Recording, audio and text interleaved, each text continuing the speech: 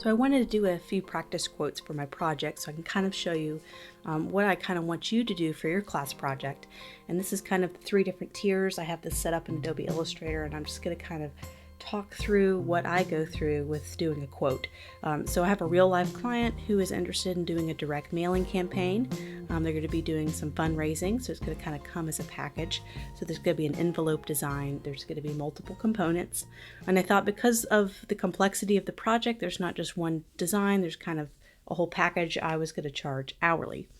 So that's kind of how personally I wanted to charge. Also, I have a long-standing relationship with the client, and they're used to an hourly price, and they're a nonprofit, and so they like to be able to have hourly pricing so they can kind of control or feel like they could control costs by maybe giving me less hours. But anyway, so I'm talking about my experience. I talked about that through the class, and this is kind of the scale right here, this very top scale that goes through that. And personally, I've had about 14 years of freelance experience. So I'm going to be more on the higher end of the scale. So I'm probably going to be closer to about 65 to 70. So I'm just going to go ahead and mark that red. So I'm probably going to be in this area. Let me do that. Of course, I'd love to be up here, but I also need to be kind of realistic about the type of project I'm doing. I'm doing a direct mailer. Usually a designer wouldn't get paid quite as much for a direct mailer as I would maybe a UX project or a mobile app design. I could probably get away with charging $80 an hour personally, and that's what I try to get away with. But since it's just a print project, I'm going to kind of charge in that $65, $70 according to my experience. If this was my first project ever, and this is probably exactly what I charge, is anywhere from 20 to 25. I personally wish that I maybe charge a little bit higher than when I first, and valued myself a little more, but I was just desperate for projects and I didn't want to lose the client, so I ended up charging probably less than I should have charged. So that's kind of where I landed there. So if I had maybe 4 to 5 years experience, there was a big part of my freelance career where I charged in this range, like $40 to $50 range was probably a good 6 to 7 years was about my average. So the last 5 years, I've slowly been able to shift that higher, but it's taken, I think it took about 7 or 8 years to start to get into this higher bracket. So just kind of doing this video to break down all the little details I couldn't go over in the class videos. So client tier, this is a tier 1 client. I love them to death. I've worked with them for over 10 years. They do wonderful things for charity. And so they're definitely solidly in tier 1. But if I were to put this on a scale, there's going to be some clients that are going to be in between tier 1 and tier 2. And that's going to be this client. They're a large nonprofit. They have a pretty good annual budget, but they're not on the national level. Sometimes this can also be on a scale. They can kind of be in between tier 1 and tier 2.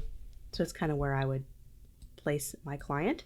And so lastly, project exposure. This is going to be sent out to every donor they have. It'll be about 10,000 donors. So it's going to have some pretty good exposure. The project exposure, that's probably a good scale, 0 to 1 million. That's about how, 1 million would be a very significant direct mailing campaign. That'd be very large. Probably only by the large corporations would send out 1 million mailers.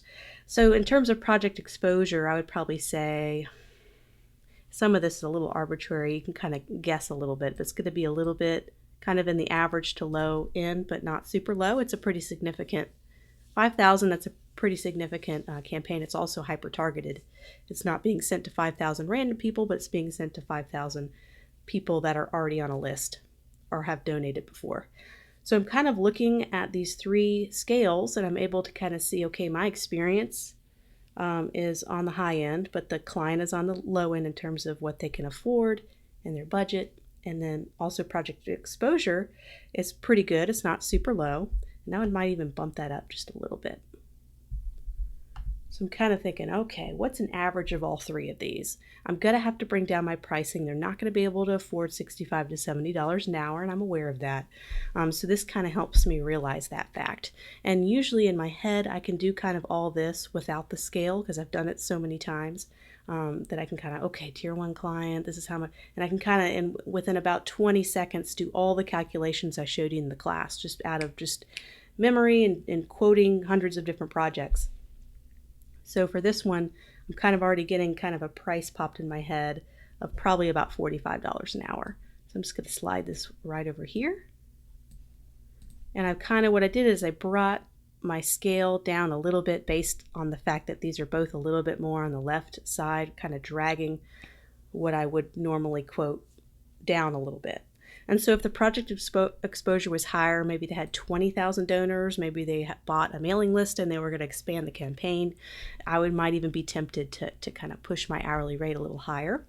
If the client was a large nonprofit and they fit squarely in tier 2, what I would do is probably raise my rate again because my experience is high, so kind of want to be on the high side. None of this is exact science. This is just my personal way I think about pricing, and it's complex because I think about those 3 factors that make up my pricing, which is my personal experience, where I'm at in my career, where does my client fall, and that project exposure.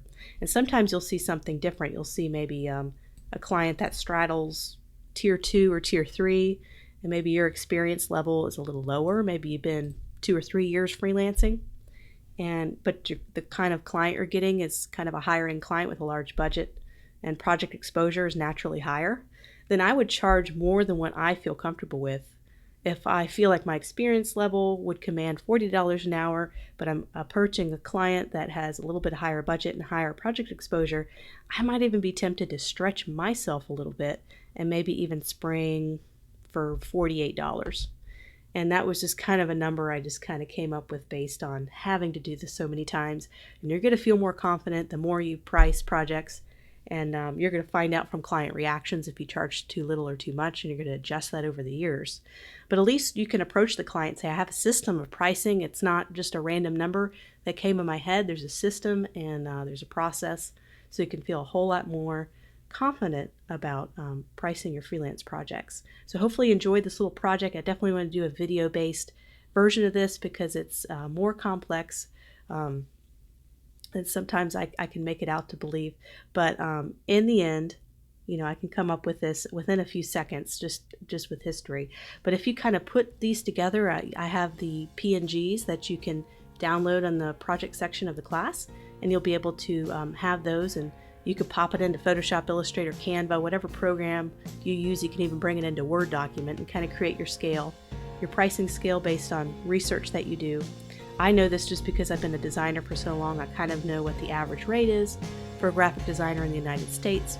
So that's kind of how I start at 15 and go to 90. That's kind of standard. Your country may skew lower or higher, depending on your currency and all those complex factors. So hopefully you enjoyed this. If you have any questions about pricing, please feel free to reach out and ask me.